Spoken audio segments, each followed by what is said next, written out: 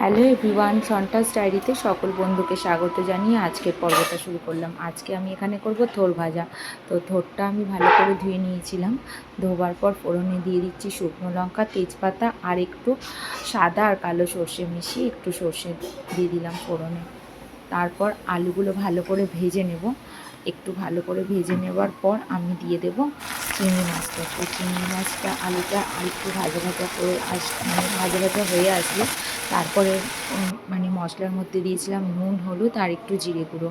ব্যাস, আর কিছু দিইনি। আর তোমরা চাইলে এখানে থোড়টা ভাপিয়ে নিতে পারো, যেহেতু এটা আমার কচি থোড় ছিল তাই জন্য আমি ভাপাইনি।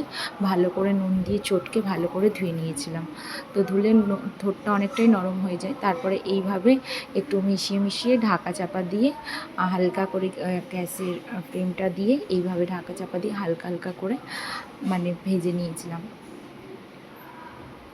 তারপর এইভাবে ঢাকা খুলে খুলে আর একটু নেড়ে লাস্ট নামানোর সময় একটু চিনি দিয়ে নামিয়ে নিয়েছিলাম। তো তোমরা কে কেমনভাবে করো আমাকে জানিও। আমি তো থোড়টা এইভাবেই ভাজি, তাই তোমাদের সঙ্গে শেয়ার করলাম। ভালো লাগলে অবশ্যই পাশে থেকো। নমস্কার।